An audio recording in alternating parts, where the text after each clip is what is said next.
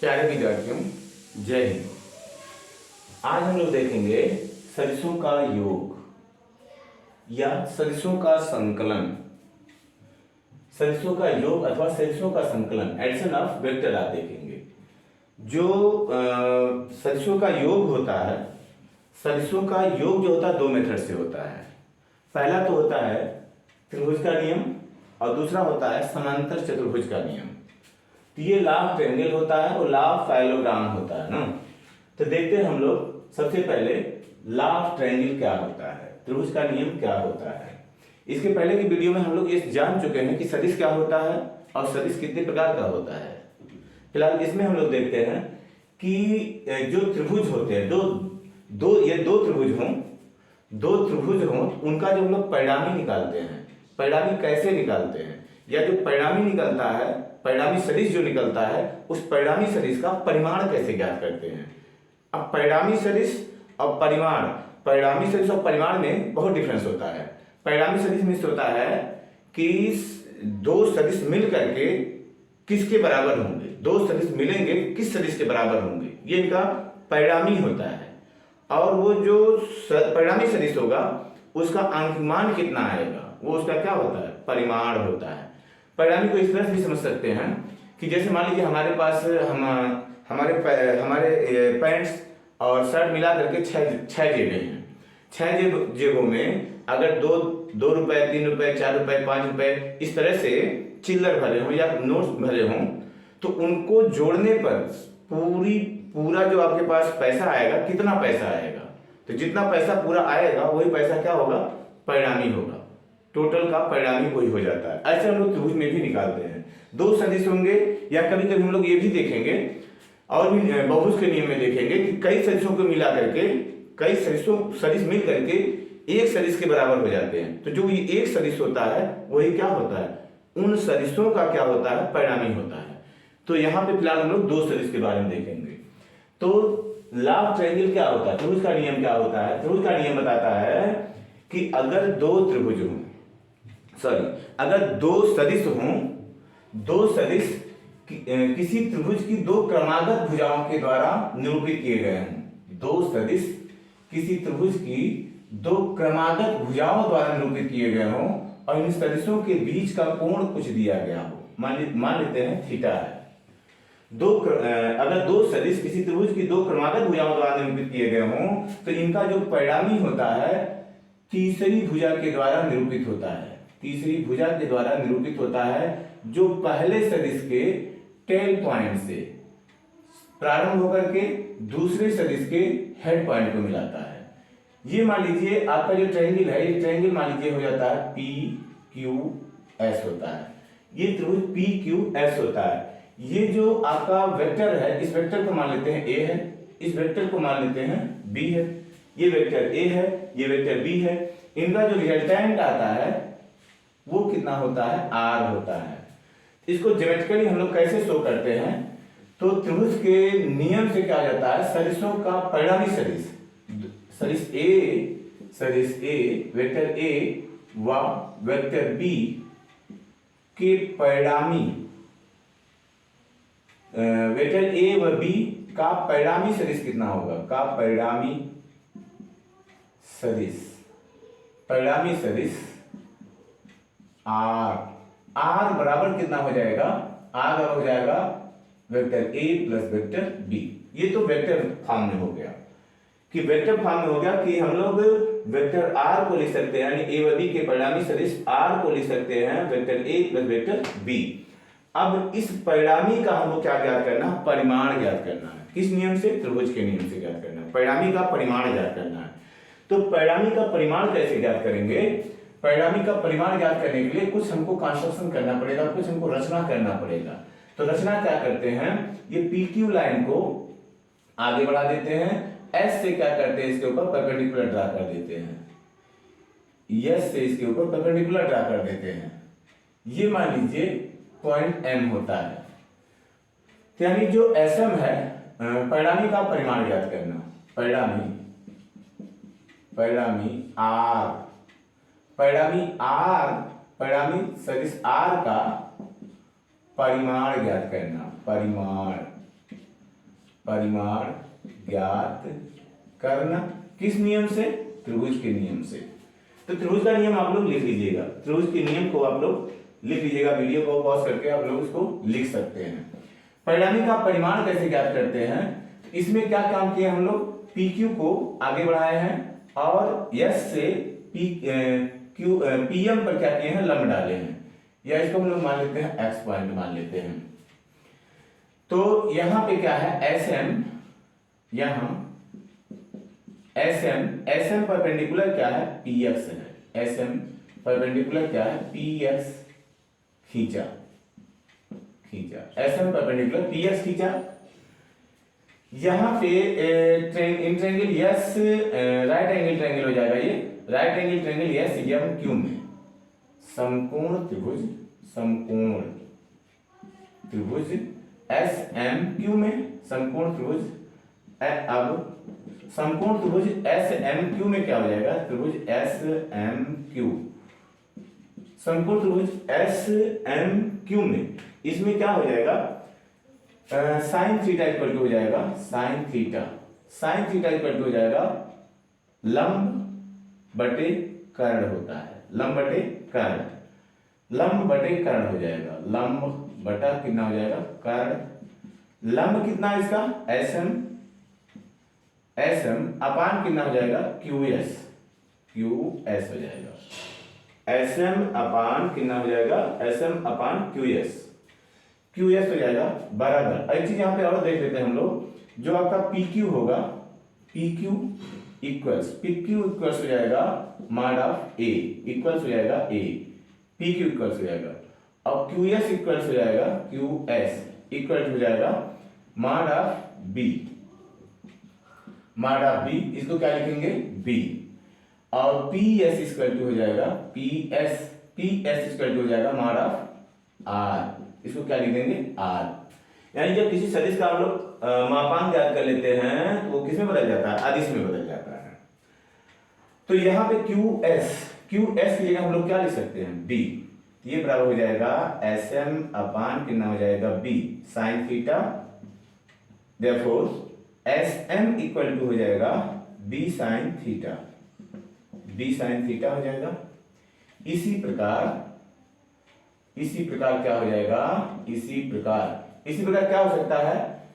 cos theta equal हो जाएगा, cos theta equal हो जाएगा आधार बटे कर्ण, या बेस वन हाइपोटेन्यूज होता है ना, ये हो जाएगा आधार यानी QM अपान कर्ण QS। यहाँ पे QS का मान फिर हम लोग रख देंगे, QS का मान कितना है? B। तो QM अपान कितना हो जाएगा? B को इधर मल्टीप्लाई कर देंगे cos थीटा से, तो हो जाएगा QM इक्वल हो जाएगा B cos थीटा। ये इतना काम आपको करना पड़ेगा। अब क्या करेंगे? अब हो जाएगा त्रिभुज SMP में, अब त्रिभुज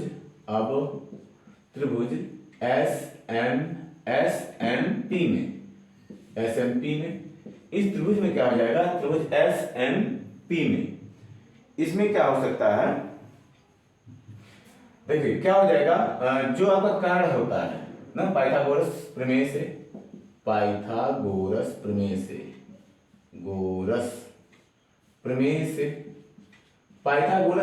क्या हो जाएगा? पाइथागोरस प्रमेय से कर्ण का वर्ग इक्वल्स हो जाएगा लंब का वर्ग प्लस आधार का वर्ग, लंब का वर्ग प्लस आधार का वर्ग, लंब का वर्ग हम आधार का वर्ग।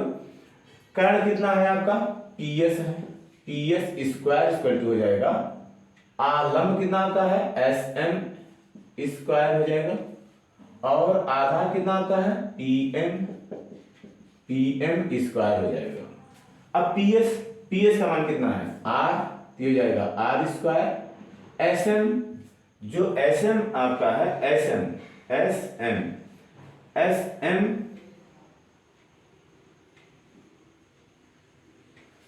इक्वल टू हो जाएगा, देखो SM इक्वल टू हो जाएगा B sine theta, SM equal to हो जाएगा B साइन थीटा का whole square plus PM PM को लिख देंगे P Q plus Q M, इसको लिख देंगे P Q plus Q M का होल स्क्वायर हो जाएगा। तो ये हो जाएगा B square sine square theta plus P Q का मान कितना हो जाएगा ए, ये हो जाएगा ए प्लस क्यू एम का मान हो जाएगा बी कास थीटा, ये हो जाएगा बी कास थीटा का होल स्क्वायर। तो बराबर इसको लिख देंगे B square sine square theta plus अब ए प्लस बी का whole square, A square plus B square cos square theta plus 2ab cos theta हो जाएगा, 2ab कास थीटा होगा। बराबर कितना ये हो सकता है, अब देखो इन दोनों में क्या हो जाएगा, बी स्क्वायर कॉमन हो जाएगा, ए स्क्वायर को पहले लिख देते हैं प्लस इसमें से बी स्क्वायर कॉमन ले लिया, बचेगा कितना साइन स्क्वायर थीटा और plus cos square theta plus 2ab cos theta हो जाएगा आपका, इक्वल हो जाएगा ए स्क्वायर प्लस हाई 1 हो गया, तो ये हो जाएगा B square sine square theta plus cos square theta equal to 1 होगा, ये प्लस हो जाएगा 2ab cos थीटा, ये क्या निकला आपका R square, therefore R equal to हो जाएगा under root A square plus B square plus 2ab cos theta. ये आपका जो परिणामी सदिश आर था, जो परिणामी सदिश आर था आपका, उसका क्या निकला, ये परिमाण निकल गया ना, इसका एक परिमाण आंकिक मान निकल गया। इस तरह से हम लोग क्या कर सकते हैं, त्रिभुज के नियम से किन्हीं दो सदिशों के परिणामी का क्या निकाल सकते हैं, परिमाण निकाल सकते हैं।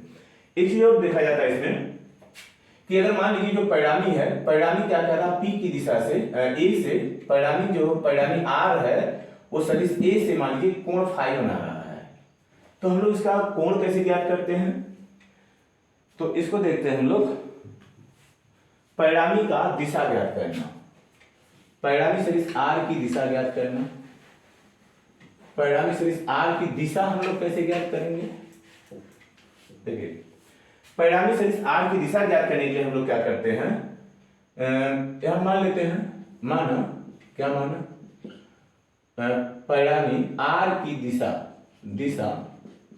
किससे ज्ञात करना, आर की दिशा ए से, वेक्टर ए से ज्ञात करना, ए से ज्ञात करना,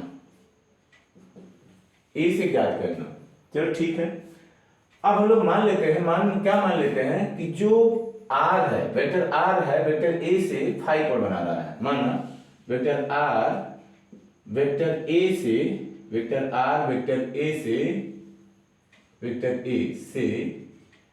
फाई कोण बना रहा है, फाई कोण बना रहा है। जब फाई कोण बना रहा है तो हम लोग क्या करेंगे, फाई कोण बना रहा है, फाई का मान हमको निकालना है, तो फिर ट्रायंगल एस एम पी में, इसलिए ट्रायंगल एस एम पी में, इसलिए ट्रायंगल एस एम पी में, ट्रायंगल एस एम पी में क्या हो जाएगा आपका, देखिए इस ट्रायंगल में क्या हो जाएगा, tan फाई बराबर हो जाएगा tan फाई बराबर हो जाएगा लंब बटा आधार, यानी sm अपान हो जाएगा pm, sm अपान कितना हो जाएगा pm, sm अपान pm, sm को हम लोग क्या लिख सकते हैं, sm को लिख सकते हैं b sin थीटा, sm को जो लिखेंगे हम लोग, sm को क्या लिखेंगे, sm को लिख देंगे हम लोग, sm को b sin थीटा अपान हो जाएगा जो pm आपका pm को लिखेंगे pq प्लस qm, तो pm को लिखेंगे pq प्लस कितना हो जाएगा qm, pq प्लस qm होगा। अब pq और qm का वैल्यू रख देंगे b sin theta upon pq का वैल्यू कितना है, pq का वैल्यू है a, यहाँ हो जाएगा a प्लस qm का वैल्यू कितना है, qm का वैल्यू है b cos थीटा, हो जाएगा b cos theta. tan phi का वैल्यू इतना होगा, इसको हम लोग क्या कर सकते हैं, फाई इक्वल टू लिखा है, इसलिए फाई इक्वल हो जाएगा tan inverse b sin theta upon a plus b cos theta हो जाएगा आपका ना। इस तरह से हम लोग क्या कर सकते हैं, परिणामी सदिश की दिशा वेक्टर ए से ज्ञात कर सकते हैं। अब इसमें कुछ कंडीशंस बनते हैं ना, इसमें कुछ कंडीशंस बनते हैं। कंडीशंस क्या होते हैं? कंडीशंस देखिए, क्या कंडीशंस बन सकते हैं? देखिए कंडीशंस क्या बन सकते हैं आपके इसमें, अगर मान लीजिए ये जो ए व बी के बीच का एंगल है ये क्या हो जाए, यदि क्या हो जाता है, यदि ए व बी के बीच का एंगल जो हो जाता है 90 डिग्री हो, यदि वेक्टर ए परपेंडिकुलर क्या हो, वेक्टर बी हो, ए व बी के बीच का एंगल कितना हो, 90 डिग्री हो। जब 90 डिग्री हो जाएगा तो थीटा का वैल्यू कितना हो जाएगा, 90। मीन्स क्या हो गया, आपको ये वेक्टर ए है, ये वेक्टर बी है, ये वेक्टर ए है, ये वेक्टर बी है, इनका जो रिजल्टेंट होगा ये बनेगा आर हो जाएगा। तो यहां पे इनका जो परिणामी आर होगा, आर कितना हो जाएगा, यहां परिणामी का परिमाण, आर का परिमाण कितना निकलेगा, आर का परिमाण आर बराबर हो जाएगा अंडर रूट, अभी हम लोग निकाले थे जो रिजल्टेंट निकाले थे, तो ये हो जाएगा ए स्क्वायर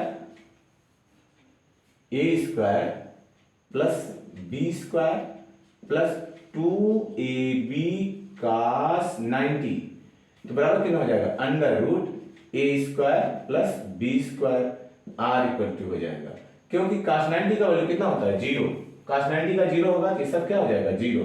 तो आर का वैल्यू ये निकलेगा।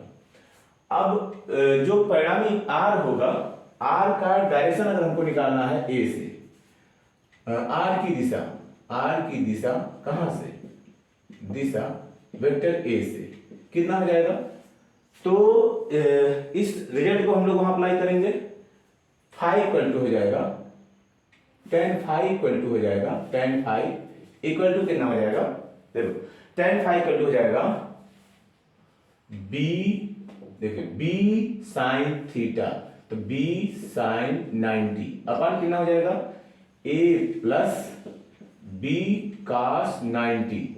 sin 90 का वैल्यू कितना होता है, 1 होता है। cos 90 का वैल्यू कितना होता है, 0। cos 90 0 होगा तो पूरा 0 हो जाएगा, sin 90 1 होगा तो ये हो जाएगा b अपान कितना हो जाएगा a। तो इस तरह से फाई इक्वल टू हो जाएगा tan inverse b upon a। तो ये आपको निकल जाएगा, डायरेक्शन निकल जाएगा। किस कंडीशन में, जब a व b क्या होंगे, एक दूसरे के परपेंडिकुलर होंगे। अगला चीज क्या होता है इसमें, अगर क्या है,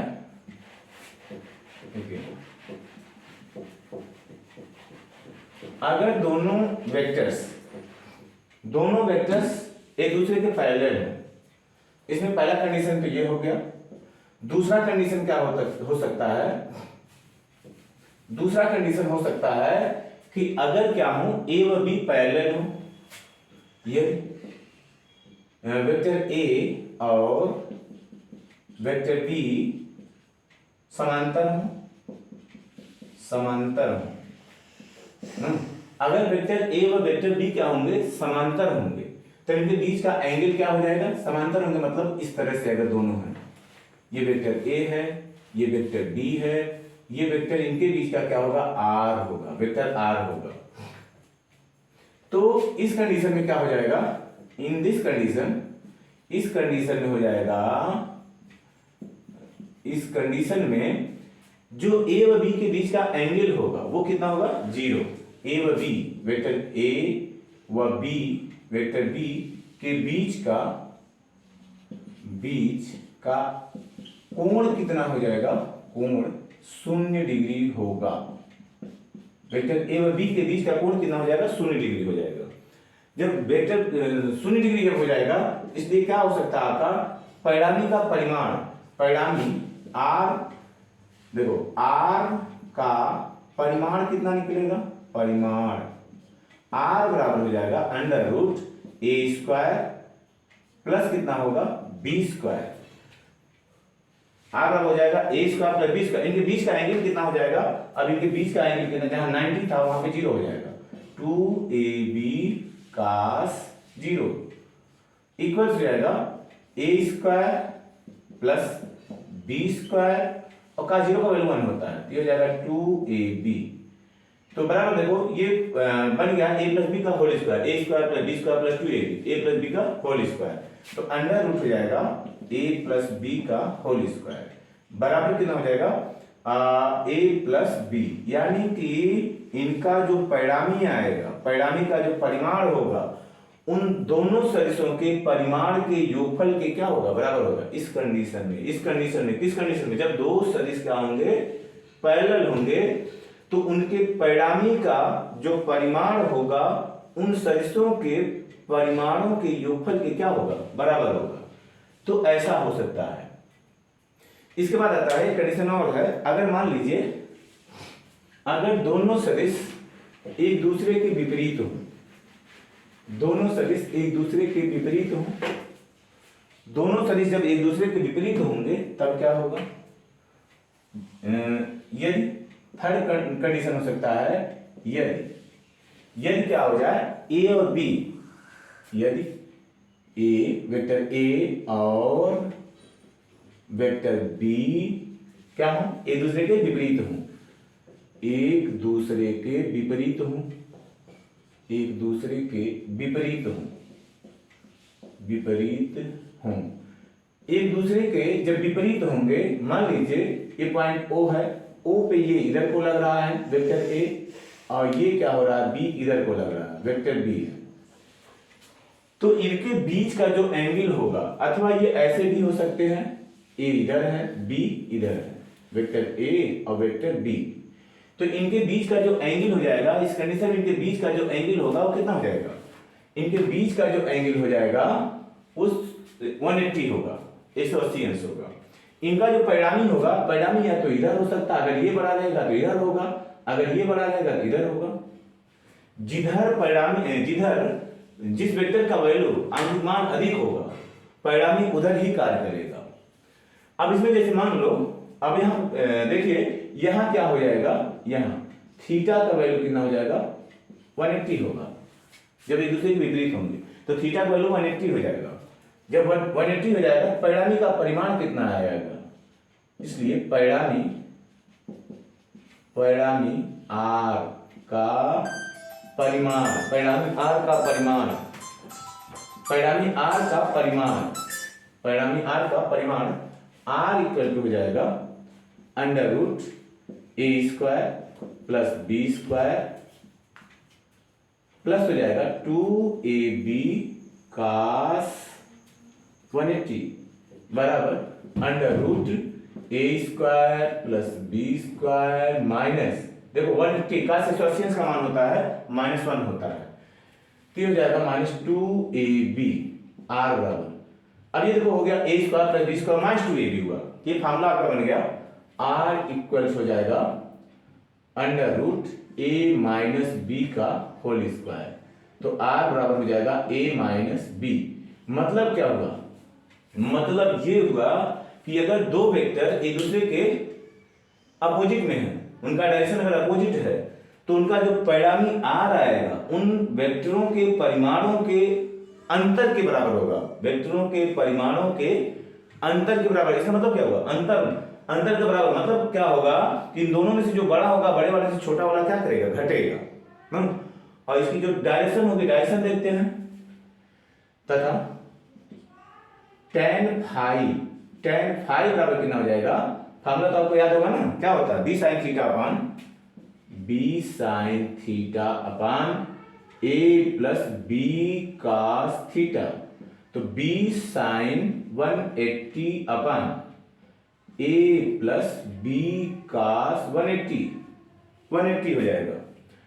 तो यहां पे क्या हो सकता है, बराबर है, देखो cos 180 sin 180 का मान होता है 0, तो b into 0 upon a minus 180 का मान माइनस होता है, -1 होता है, तो इक्वल टू कितना हो जाएगा 0।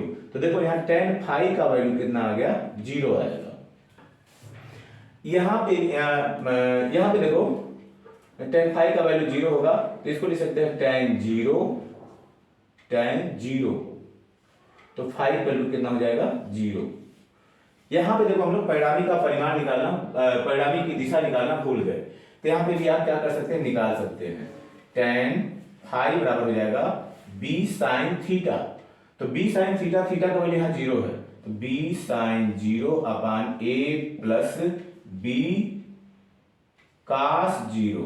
तो यहाँ पे भी साइन 0 का 0, तो यहाँ हो जाएगा tan फाई इक्वल टू हो जाएगा 0, देयरफॉर फाई इक्वल टू हो जाएगा 0। इस तरह से ये कंप्लीट होता है आपका त्रिभुज का नियम, सदिशों के त्रिभुज का नियम, सदिश योग का त्रिभुज का नियम। अब ये वीडियो काफी बड़ी हो जा रही है, इस कारण से हम लोग क्या करेंगे, अगली चीज जो समांतर त्रिभुज का नियम है अगले वीडियो में उसका डिस्कशन करेंगे। जय हिंद।